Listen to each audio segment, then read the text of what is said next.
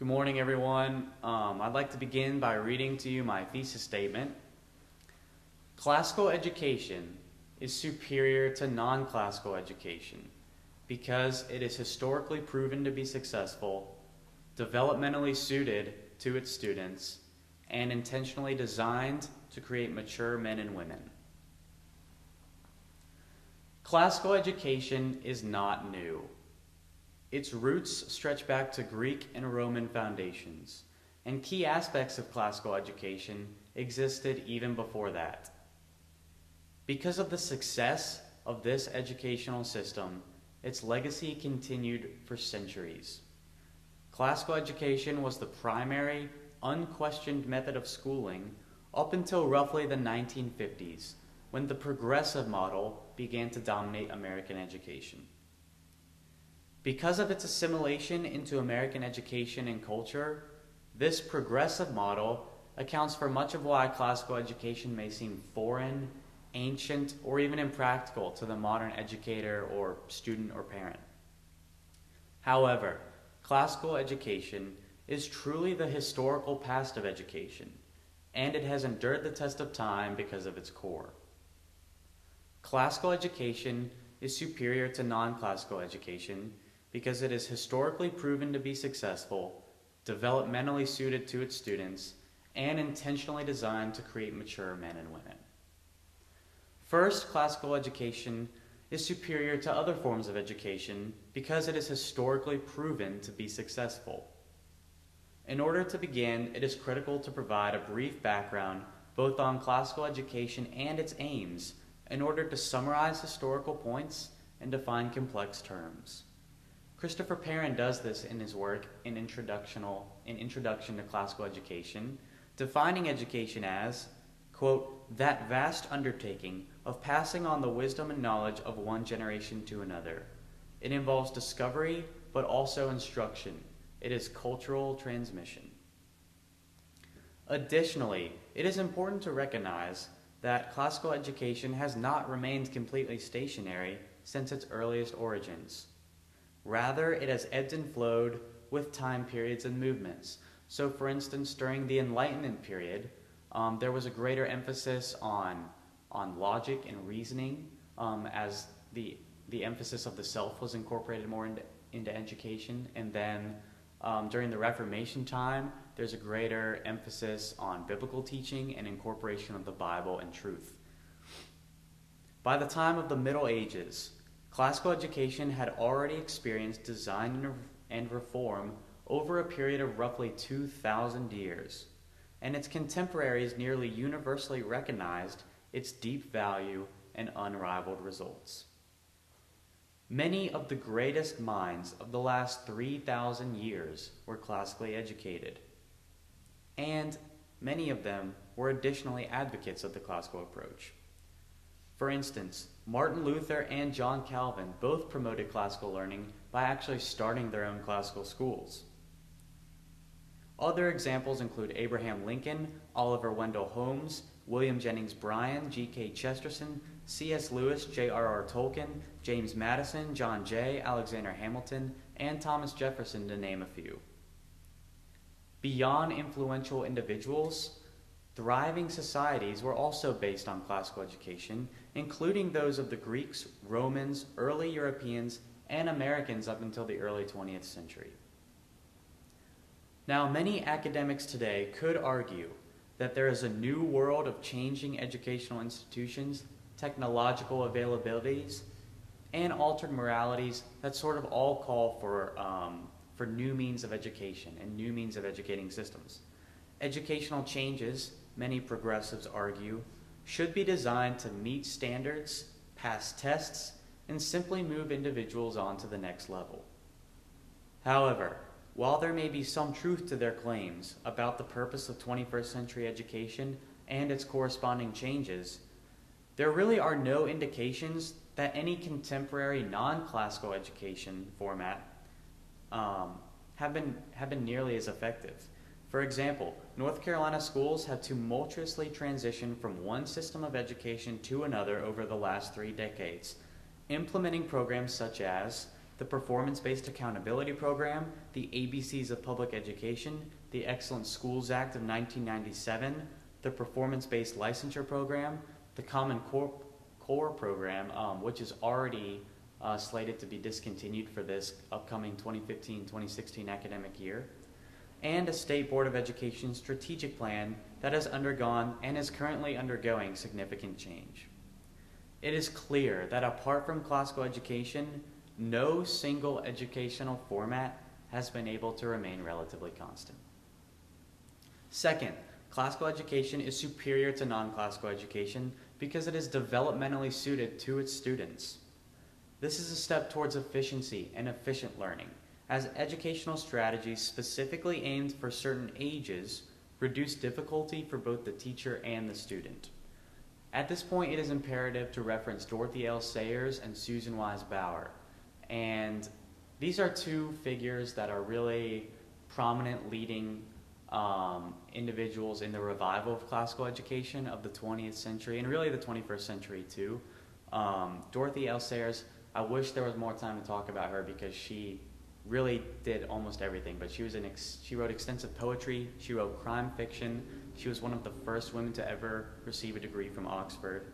And Susan Wise Bauer is currently a professor at the College of William Mary, a professor of American English and Literature, and she also graduated at William and Mary. But both of these women really served to emphasize the trivium in classical education, which is really a core structure. Classical education essentially can be split into, or is comprised of the trivium and the quadrivium. The trivium is Latin for 3 ways, and the quadrivium is Latin for 4 ways. And together they make up these 7 liberal arts. But because of the increasing emphasis of the trivium in modern classical education, that's really going to be our focus today. The trivium is the introductory system of verbal arts by which one learns principally how to learn. The trivium, Latin for 3 ways, again, is comprised of 3 stages: grammar, dialectic, and rhetoric. Grammar consists of grades kindergarten through 5th grade. The emphasis of the grammar school is on memorization, identification, and association. So for example, students of the grammar school are taught to associate capital cities with states, memorize math facts, or identify countries on a map. The next stage, it's also important to note that the grammar stage is really this setting of a foundation, getting the building blocks for higher education, that it's what you start with. Next is the dialectic stage. It's the shortest of the 3, grades 6 through 8. It's only 3 years. Dialectic education is focused on logic and reasoning, analysis, and debate. Essentially what classical education does is it takes the sometimes disagreeable tendency of young teenagers to be argumentative and channels that tendency to be kind of argumentative and asking why this, why that, and hey, we're going to teach you why. We're going to teach you basic reasoning skills. Classical education is going to emphasize basic logic skills. And really more than that, the dialectic school also serves as a sort of stepping stone from grammar to rhetoric. It's really a transitional period. Rhetoric is the capstone of the trivium, grades 9 through 12. It's the final stage. The emphasis of the rhetoric school is on persuasion and expression. Ideally, a rhetoric student would be able to both learn what he's being taught and be able to express it in his own words through writing and public speaking, so kind of like what I'm doing right now. There are 2 primary objections to the notion of the trivium, or developmentally suited education. The first is that a student should not be forced to study subjects within the bounds of an educational system if he does not plan to use that given subject in his intended career or lifestyle. So for example, a student really strong in mathematics and science, why should that student be forced to memorize postmodernist poetry or study the specific dates and details of the Cold War? Well, classical education really opposes this idea well and refutes it with what I think is a pretty strong argument. Secondary schools and companies and colleges are really looking for bright students who are able to think maturely and logically and creatively and write well and reason well. Demonstrating keen tuition as opposed to merely being good at one given subject and being able to kind of work the system, or not even that as much as just being able to plug in the numbers and knowing what you're good at. But in addition to the fact that a student might not end up choosing a career in what he thinks he's going to choose a career in at the high school level, classical education really prioritizes the process and the fruits of learning as a whole, as opposed to a narrow analysis of each subject. And this idea is at the heart of the trivium, this idea of subjects being interrelated and a progression of learning. The second primary objection, critics of Dorothy Sayers, Susan Wise Bauer, and the trivium all contend that the completion of the final rhetoric stage instills in the student a false sense of finishing a finite process. So in other words, I've finished the rhetoric stage, I've been through the 3 stages, so I'm done. I did it. Like, I completed education. But there's really little to really almost no truth in this idea at all, and classical education really runs directly contradictory to this. Classical education aims to perpetually engage individuals in what is known as the great conversation, and this is an idea, it's this idea of there's a continual seeking of knowledge, the idea that I can never learn everything, so I'm just going to add to my knowledge and add to my wisdom. It's a continual process, and you never really finish it. It's a long-term goal, and the discussion of these long-term goals and objectives lead to classical education's most important tenet and my final point, the creation of men and women, lifelong learners. Finally, classical education is superior to non-classical education because it is intentionally designed to create mature men and women, as opposed to attempting to create machine-like students with objectively measurable skills or abilities. In their work, Classical Education, The Movement Sweeping America, Jean Edward Veith and Andrew Kern summarized this idea. Quote, "Their Greek and Roman instruction was aimed at cultivating within individuals what we now call the whole person. If education is not merely an installation of facts and knowledge that can be objectively graded or assessed, but rather an entire cultural transmission, as we previously stated, then one must additionally incorporate certain attributes or values to also be a part of education. Wisdom and virtue are at the heart of these values. Wisdom is best seen in the academic setting, both through a desire to learn and an understanding that grades and learning are not necessarily perfectly, there's not always this perfect correlation between learning and grades. You can learn material really well and test poorly because the test was written poorly or because you didn't get enough sleep the night before, or you can also not learn material really well and cram it or know what the test is going to be like and really ace the test, but then maybe even forget it the next day. It's just this idea that wisdom expresses a concept of learning being more important than grades. Although grades are often a great indication of learning, it's not perfect correlation. Douglas Wilson, author of Recovering the Lost Tools of Learning, which is actually a response to Dorothy Sayers' The Lost Tools of Learning. Anyway, Wilson writes, quote, "A sure mark of an effective classical education is a love for learning. If a child is taught well, he will not only learn the information, he will also come to love both the process of learning and the knowledge itself." Secondly, there is virtue. David Hicks, authors of Norms and Nobility, a treatise on education, writes, quote, "Virtue, after all, is not a parlor game, but a perpetual activity. And an education that fails to prepare a man for the life of virtue robs him as a youth of his chance to receive who he is and what his purposes are." The idea of perpetual activity, again, is referencing the continuity of classical education, the idea that I can never learn everything, but I'm just adding to my knowledge and my wisdom.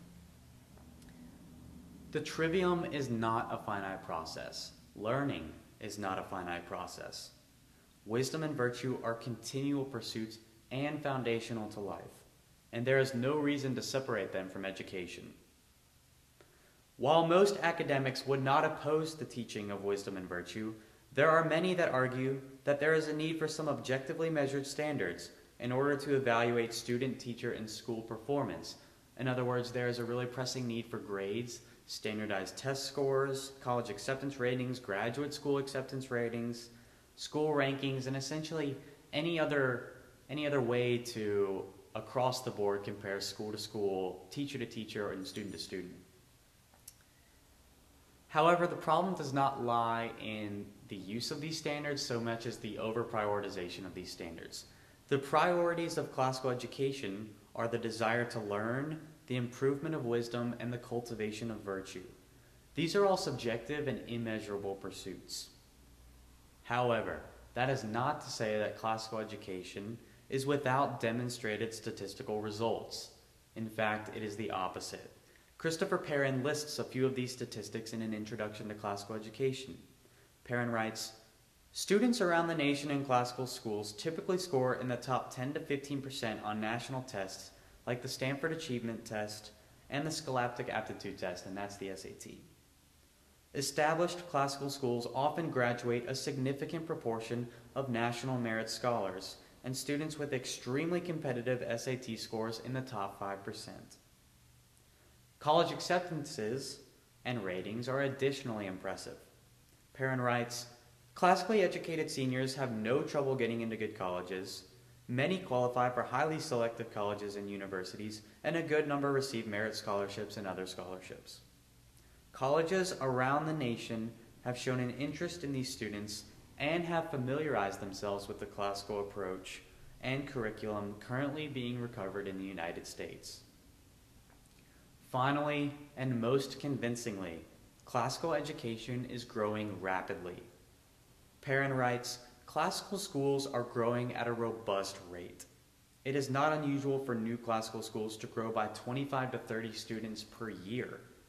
There are currently about 150 schools in the ACCS. The ACCS is the Association of Classical and Christian Schools. It's one of the more prominent organizations of classical education. There are currently about 150 schools in the ACCS, with new schools starting at a rate of about 10 to 20 per year. In summary, while classical education is not chiefly concerned with statistics or objective results, it excels in those areas nonetheless."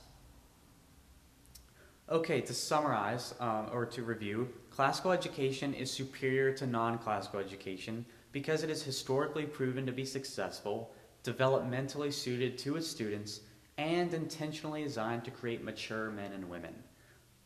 Historically proven to be successful, we looked at some of the greatest minds of the last 3,000 years, and the fact that some of the most thriving societies in all of history were founded and largely associated with classical education. Developmentally suited to its students, that's the trivium, the structure of classical education: grammar, dialectic, and rhetoric. And then the creation of mature men and women, as opposed to machine-like students with objectively measurable skills. The idea that wisdom and virtue, there's no reason to separate them from education. They're continual pursuits and they're foundational to life. From a biblical perspective, it is honorable and desirable to embrace the educational format that honors God both through a well-rounded study of Him and the world He created.